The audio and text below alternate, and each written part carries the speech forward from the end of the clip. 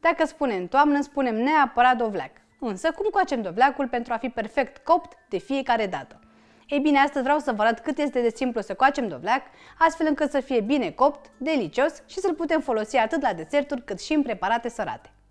Pentru început va trebui să spălați foarte bine dovleacul și să-l lăsați să se usuce. Dacă dovleacul este ud, s-ar putea să vă alunece mâinile și să vă tăiați.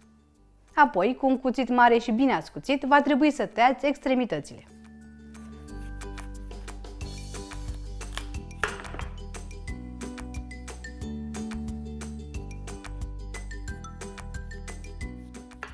Pentru că am tăiat extremitățile, pot pune dovleacul într-o poziție cât de cât stabilă pentru a-l tăia în jumătate pe lungime. Aici s-ar putea să aveți nevoie de mai multă forță. Dacă nu reușiți, chemați un bărbat din familie.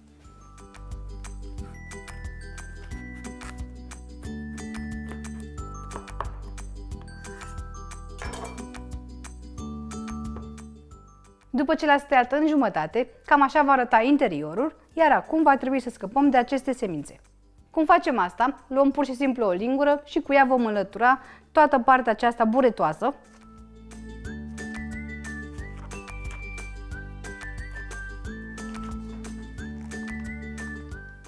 Iar semințele le puteți păstra și le puteți pune la cuptor pentru a le mânca ca gustare.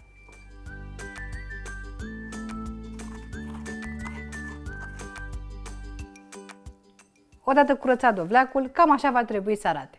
Bineînțeles că voi proceda în același fel și cu cealaltă jumătate. Pentru a coace dovleacul îmi place să adaug puțină sare, nu foarte multă, doar puțină pentru gust. Chiar dacă le veți folosi la plăcintă, această sare nu se va simți.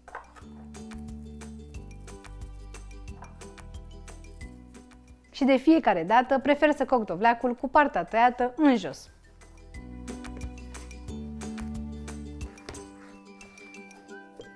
În felul acesta, pulpa nu se va arde, nici nu se va rumeni, ci se va rumeni doar partea de deasupra, adică coaja pe care oricum nu o vom folosi. Pentru a se coace mai repede, îmi place să străpung ușor dovleacul folosind un cuțit.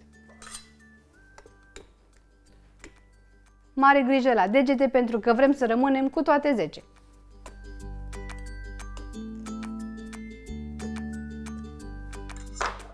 Acum voi pune dovleacul la cuptor, în cuptorul preîncălzit la 180 de grade, pentru aproximativ o oră sau până când dovleacul va fi moale. Dacă doriți, în acest moment puteți adăuga pe pulpa dovleacului și condimente, cum ar fi scorțișoară, nucșoară sau puișoare, sau puteți pune ierburi aromatice. Mie îmi place să coc dovleacul pur și simplu și să adaug condimentele sau ierburile aromatice ulterior. După o oră, dovleacul este gata, acum îl puteți și testa. Luați pur și simplu un cuțit și străpungeți dovleacul. Dacă cuțitul intră ușor în dovleac, acesta este gata. Voi lăsa acum dovleacul să se răcească pentru 30 de minute sau că să-l pot manevra. Când dovleacul s-a răcit ușor, l-am întors cu partea tăiată în sus și cu o lingură voi scoate toată pulpa. Pentru că este foarte bine gătit, veți vedea că se scoate foarte ușor. Este pur și simplu un piure pe care îl voi pune într-un bol. Și ca să vedeți cât de bine este copt, îl putem pasa pur și simplu cu lingura sau cu o furculiță. Deci doar dacă îl pasăm ușor cu o lingură sau cu o furculiță, îl transformăm direct în piure.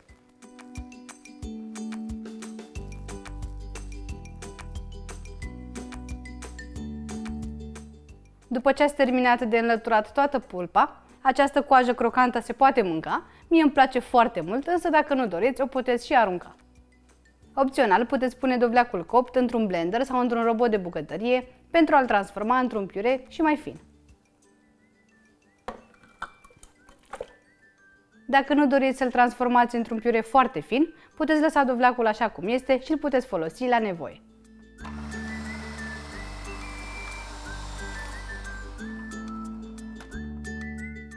În acest moment am un piure de dovleac foarte fin, gustos și foarte aromat. Dragii mei, așa se coace dovleacul pentru a fi aromat, foarte gustos și dulce. În acest moment puteți folosi piureul de dovleac în orice. Îl puteți adăuga în plăcinte sau la diferite deserturi, dar este foarte bun și în mâncăruri. Cu ajutorul lui puteți face supă, îl puteți pune în risotto sau chiar în hummus. Bineînțeles că îl puteți mânca și ca atare cu lingurița sau îl puteți oferi copiilor în perioada de diversificare. Sper din suflet că acest tutorial să vă fie de folos, să coaceți și voi dovleac și să-l folosiți în rețetele voastre preferate. La revedere!